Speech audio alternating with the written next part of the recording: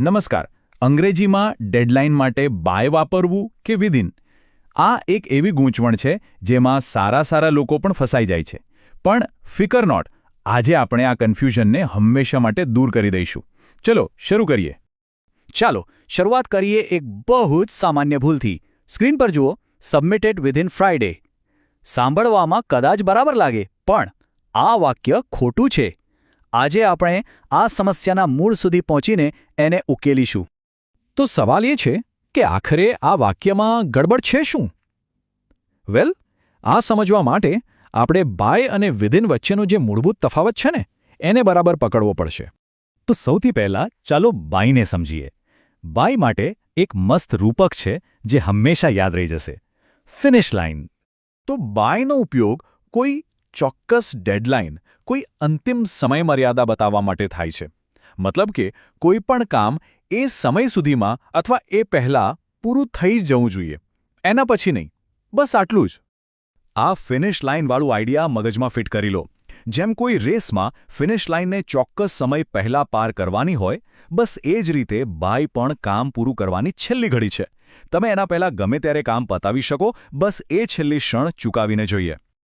ચાલો થોડા ઉદાહરણ જોઈએ એટલે એકદમ ક્લિયર થઈ જશે. Submit the assignment by Friday. આનો અર્થ શું? શુક્રવાર છેલ્લો દિવસ છે. તમે ગુરુવારે જમા કરાવો તો પણ ચાલે. પછી finish the report by 5 PM. મતલબ 5 વાગ્યાની પાક્કી ડેડલાઇન છે. અને pay the fees by 30th March. અહીં 30 માર્ચ અંતિમ તારીખ છે. જોયું? દરેકમાં એક ચોક્કસ સમય, દિવસ કે તારીખ આપવામાં આવી છે. ઓકે, તો હવે વિધિન પર આવીએ. જો બાય એક ફિનિશ લાઇન છે, તો વિધિન શું છે? વિધિન છે એક ટાઈમ બોક્સ. એમ સમજો કે સમયનો એક ડબ્બો. વિધિન કોઈ ચોક્કસ ડેડલાઇન નથી બતાવતું. ના, એ તો એક સમયગાળો બતાવે છે, એક પીરિયડ જે દરમિયાન કોઈ ક્રિયા થવી જોઈએ. તો મુખ્ય વાત એ છે કે વિધિન સમયગાળા માટે છે. આ ટાઈમ બોક્સનો આઈડિયા બહુ જ કામનો છે. કલ્પના કરો કે તમારી પાસે 24 કલાકનું એક બોક્સ છે. તમારે જે પણ કામ કરવાનું છે એ આ બોક્સની અંદર જ કરવાનું છે. ભલે પછી એ પહેલા કલાકમાં કરો કે 23મા કલાકમાં, બસ બોક્સની અંદર રહેવું જોઈએ. આ ઉદાહરણો જુઓ. રિપ્લાય વિથિન 24 hours એટલે કે 24 કલાકના ગાળામાં જવાબ આપો. Complete the task within 2 days એટલે 2 દિવસની અંદર. અને the courier will arrive within a week એટલે કે 1 અઠવાડિયાના સમયગાળામાં કુરિયર આવી જશે. અહીં કોઈ ચોક્કસ દિવસ કે સમય નથી, પણ એક સમયનો ગાળો છે. તો ટૂંકમાં તફાવત શું છે? એકદમ સિમ્પલ. બાય બતાવે છે એક ચોક્કસ ડેડલાઇન, જેમ કે બાય મંડે, જ્યારે વિધિન બતાવે છે એક સમયગાળો, જેમ કે વિધિન 2 days. એક છે ફિક્સ પોઈન્ટ અને બીજું છે સમયનું એક ખાનું. બસ આટલું જ. પણ તમે વિચારશો કે આટલી નાની વાતમાં શું ફેર પડે? અરે બહુ મોટો ફેર પડે છે. ચાલો જોઈએ કે આ શા માટે આટલું મહત્વનું છે. જે લોકો આઈએલ્ટ્સ કે ટોફલ જેવી હાઈ સ્ટેક્સ પરીક્ષાઓની તૈયારી કરી રહ્યા છે, એમના માટે તો આ નાનકડી ભૂલ બહુ મોંઘી પડી શકે છે.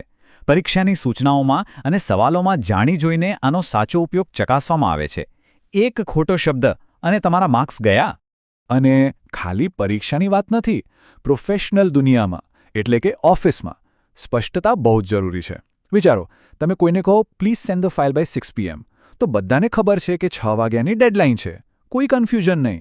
અને જો તમે કહો I'll get back to you within an hour, તો એનો અર્થ છે કે 1 કલાકની અંદર જવાબ મળશે.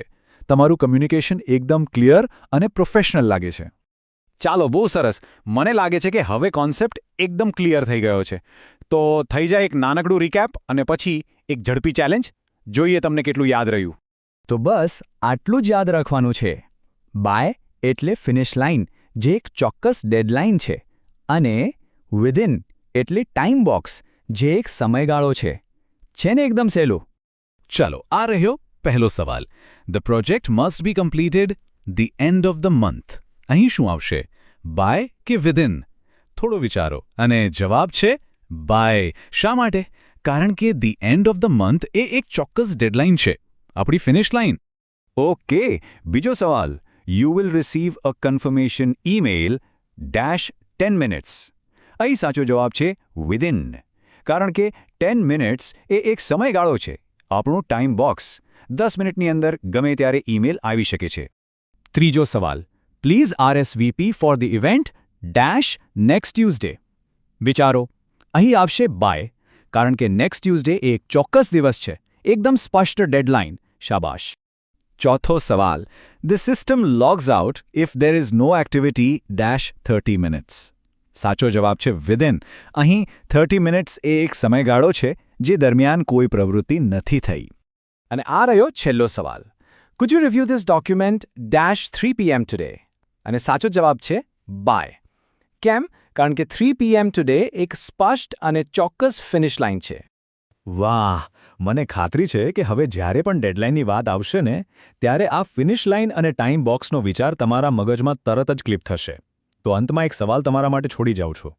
વિચારો કે આવી નાની નાની પણ મહત્વની વિગતો પર ધ્યાન આપવાથી આપણી વાતચીત કરવાની રીત અને આપણું પ્રોફેશનલ જીવન કેટલું બહેતર બની શકે છે. આના પર જરૂર વિચારજો.